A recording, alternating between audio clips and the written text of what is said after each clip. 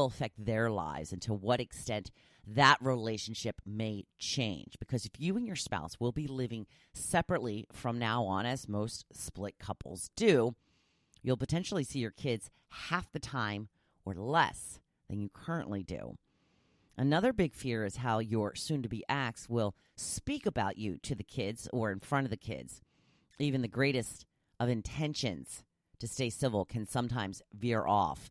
Have you seen the movie The Marriage Story or A Marriage Story on Netflix? It's with Adam Driver and Scarlett Johansson.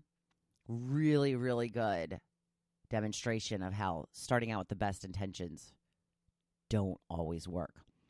I've been taking this online course given by Dean Grazioso, who is a business guru who has made millions on his own projects and now teaches others how to do it. He was telling the story about when him and his wife decided to divorce. He said he was suddenly having panic attacks, and he wasn't sure why at first. After some time, he realized it had to do with his relationship with his kids and how that was going to change. He said he worried that he wouldn't get to spend as much time with them. He worried they would think differently about him. He worried his wife would badmouth him to the kids and potentially change their opinion of him.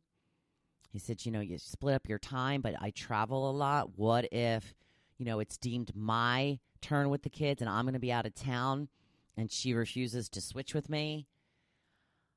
So once he got all of his fears straight in his head, he realized it all came down to one major issue. This is the way he looked at it. He said, what is one solution, one big solution that would help solve all of the problems and fears that I'm having right now? One solution that he could come up with that would help everything fall into place. This is what he realized.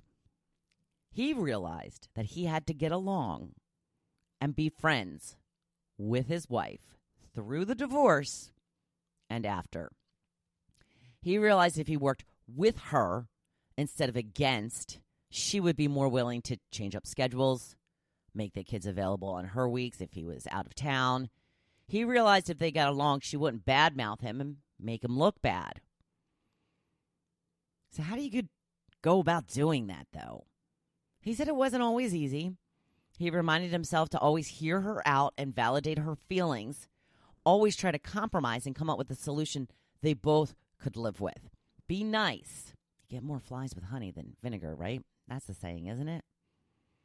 I know a lot of a plan like this depends on the other person, but can you think of a way to go about dealing with them that will make them feel honored and respected as much as you may not want them to feel that way? It's just in order to get the results you are looking for.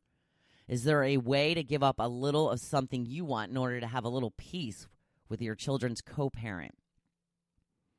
Dean realized if he was able to be friends with his ex, they would be able to work together. They would both give and take in order to help the other out as much as possible.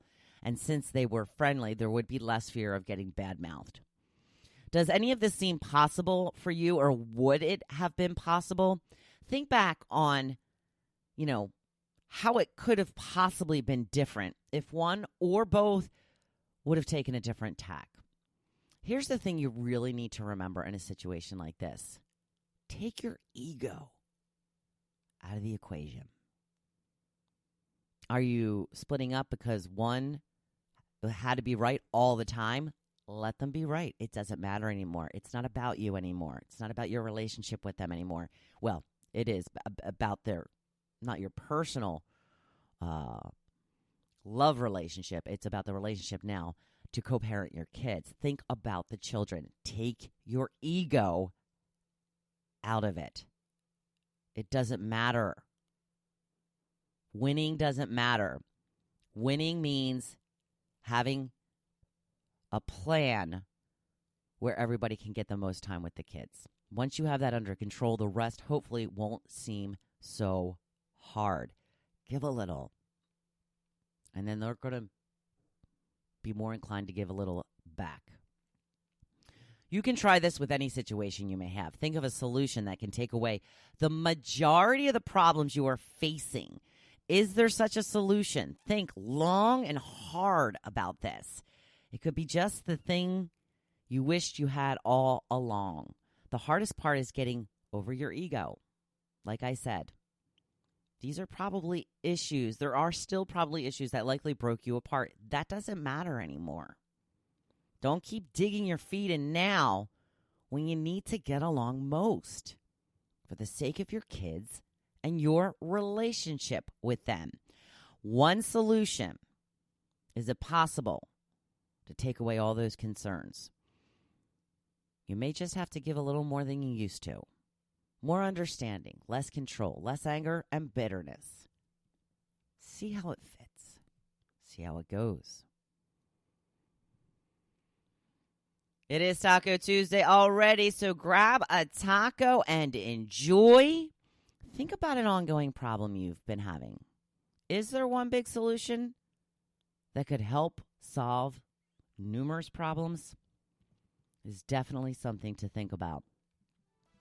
I want you to go out and kick some butt today. Be your badass self and make today your best day yet.